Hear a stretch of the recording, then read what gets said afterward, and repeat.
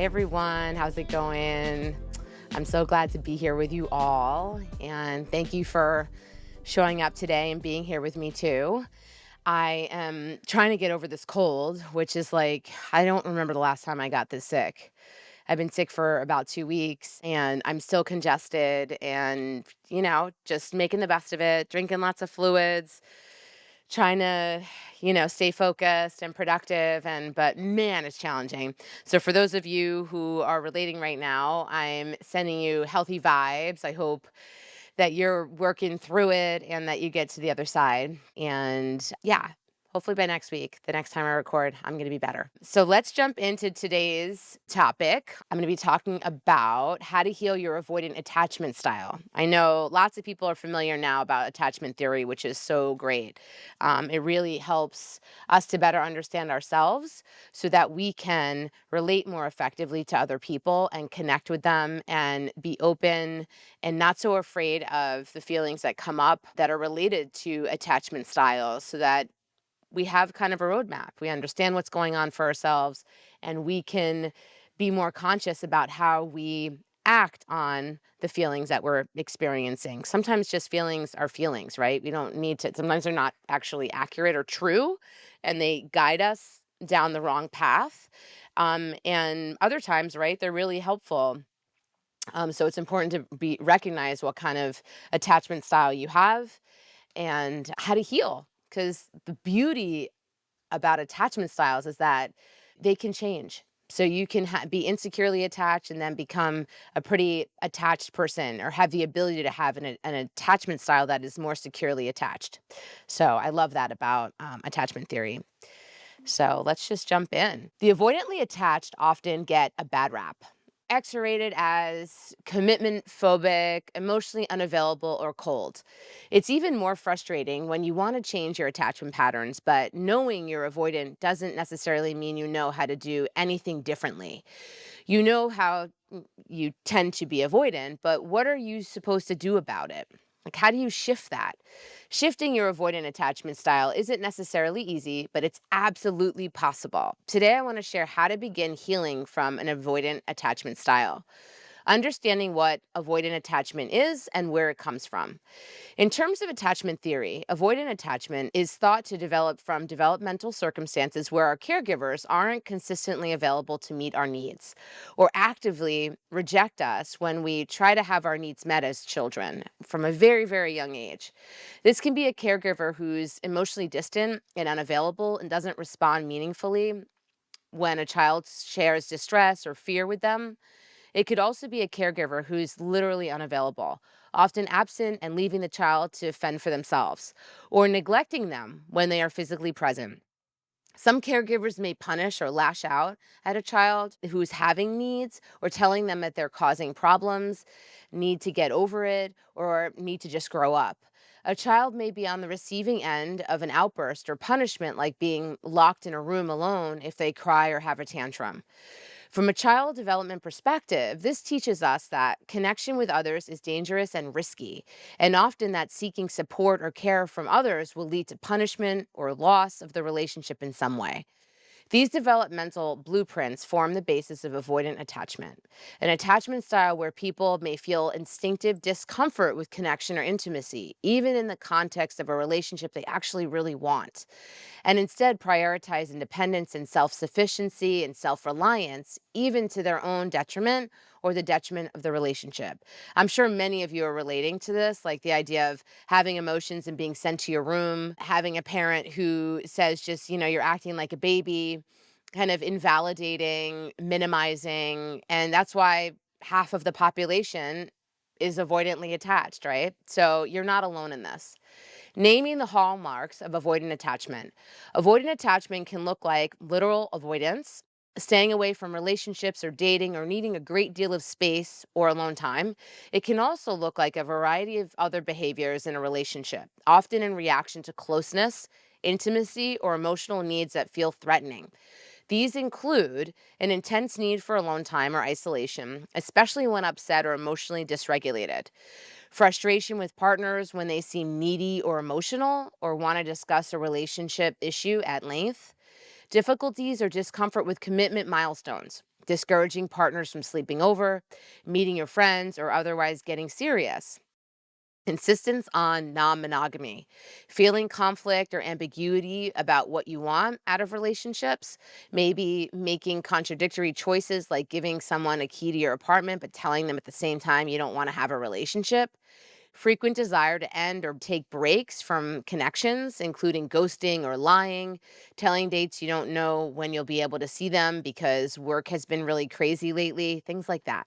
Extreme sensitivity and resentment around romantic partners, expectations of you, feeling that you're frequently being imposed upon or controlled, difficulty engaging in conflict or difficult emotional conversations head on, and feeling a desire to put them off or ghost so you don't need to have them at all.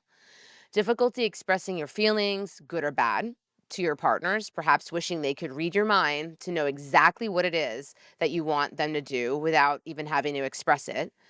A deep sense of shame or panic when you do express needs or vulnerabilities, which may lead to isolating or lashing out at your partner with resentment. Feeling more comfortable with disclosing personal feelings to acquaintances or strangers than to people you're close with and even have romantic relationships with. Working on co regulation and vulnerability. This is really important. At its core, avoidant attachment is about having difficulty around really being present in deep, authentic connection with others because our nervous system learned at a really young age that this was an unsafe experience to be avoided at all costs.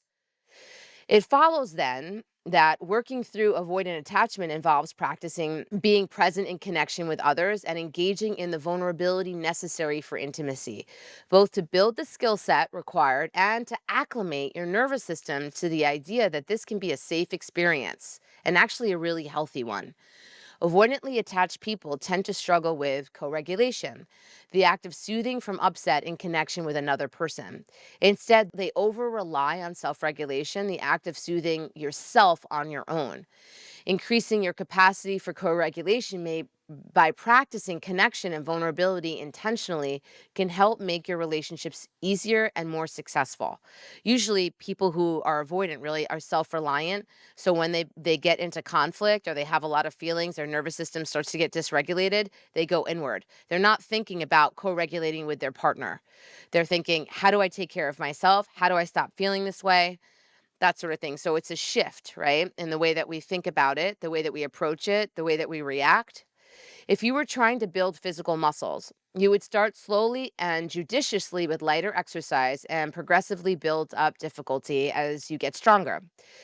Similarly, you can start building your level of comfort with smaller acts of vulnerability, like sharing more about your weekend with coworkers or texting your friends first when you haven't heard from them in a while. Practice answering more honestly when people in your life ask about your day or how you're doing. Don't just say, yeah, I'm great, when you're not great. Try to be honest.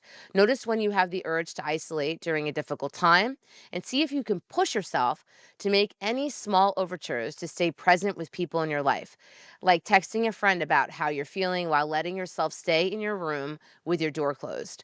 Stretch goals would be things like calling a friend when you're struggling or asking someone to come over and be with you in person on a bad day, even if it's just to watch a movie together.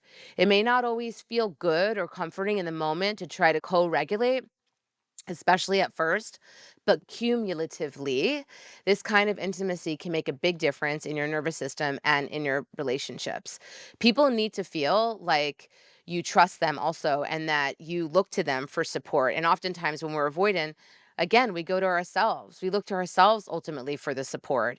And reminds people when you go to them and you're vulnerable with them and you share about what's really going on for you, it reminds them that they're important to you, that you do need them in relationship, that you want to have them in relationship, and that you trust them. Ultimately, they love, right? People love to know that you can rely on them, that you look to them. So it's really, I mean, we often feel like we're burdening people when we want to share about something that's going on, or when somebody says, how are you? It's just like a pleasantry, but they don't really care how you're doing. Actually, it's nice to be able to say to somebody, you know what, I'm not doing that great. And then they're like, wow, Frankie actually is willing to share with me and be vulnerable. Makes that person feel good.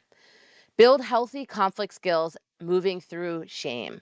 Avoidance often crops up around conflict or rupture in relationships. If you feel like a partner is upset or like a topic will bring up conflict, it may feel tempting to try to avoid the uncomfortable conversation by changing the topic, dismissing or downplaying the concerns, or dodging a conversation by ignoring text or ghosting. Conflict can bring up a lot of shame and fear, making you feel like you'll be found objectionable or undeserving of care, like you were as a child, not worthy of being in a relationship with, or like what you have to say isn't important. But remember, the most meaningful, valuable experiences in life happen on the other side of deep conversations. If you just hold that fact, that'll help get you through these uncomfortable moments, knowing that on the other side, you're going to be much more connected, and there's so much more depth and emotion that you can feel and experience with that person. Try to stick it out. Of course, avoiding conflict can entrench current relationship problems and create new ones related to resentment. The avoidance becomes a self-fulfilling prophecy. Make it a priority to work on staying present in conflict, even if you need some modifications to do so. Instead of telling a partner you need space to think about an issue and can't discuss an issue or respond to their concerns, see if it's more manageable to do so over email or text. Rather than taking an indeterminate amount of time to cool off or telling yourself you'll wait till you're ready, give yourself and your partner a definite, concrete amount of time, like 3 hours or at dinner tomorrow, when you'll commit to working through something. Work with a therapist or other resources to build your resilience and your tolerance around shame, making it easier to stay in conflict and in difficult conversations and effectively move through shame that comes up without allowing it to paralyze you or to blow out of the room and right and just avoid because that's just recapitulating. It's not going to help you in the long run. Practice your skills in safe relationships. It can feel like an impassable catch-22 to work on attachment issues. We often want to be totally fixed or healed before entering a new relationship. Yet, attachment issues can really only be worked on and improved within connection with others, not by doing personal work in isolation. So that's what people forget. The work happens in relationship. When we're on our own, we can read millions of self-help books and millions of attachment books. If we're not practicing in the moment and activating our nervous system and learning how to deal with the feelings that come up around shame and learning how to navigate, like change, like just because we're feeling a certain way doesn't mean we have to behave a certain way. We can choose to behave differently. All of that has to happen in relationship. In theory, we can sit here and think about it all day long. It's about what happens in practice. But we don't need to work on these skills only within the highest stakes moments, most challenging romantic relational contexts. Family, close friends, therapists, and community ties are also all places to build the skills and capacity for more comfortable, secure attachment. Look for opportunities to lean into vulnerability, small acts of intimacy in your existing relationships, whether it's telling your oldest friend that you miss them when you haven't hung out with them in a while, or being honest with your mother that something she said really hurt your feelings. For many people, a secure, successful therapist relationship can function as a safe, reliable attachment to practice staying present in even through difficult conversations. You get to act out all of this with your coach or your therapist, and they will be there to support you, to help you acknowledge what's happening for you somatically, physically, what's happening for you in terms of your thought process, so cognitively, to bridge, like to make all of those connections so that you can better understand yourself and make better choices in life interpersonally. That's the goal. I've mentioned this before, I am avoidantly attached. My childhood was really tough. I did not get validated. I was dismissed regularly. I was punished regularly for showing emotions and so on, like many of us. But because I actively have challenged myself and pushed myself into like sticking it out, my nervous system can tolerate a lot more today. And I gravitate towards people who are more securely attached because that helps my nervous system. These are all things you can do too. And you're here today because you want to grow, you want to expand, you want to learn, and you want to have deeper, more fulfilling relationships. That's why you showed up today. So we can do this together. I'm right here with you. And I'm so grateful for all of you for being here and doing this with me. Kisses, hugs. I'll see you next week.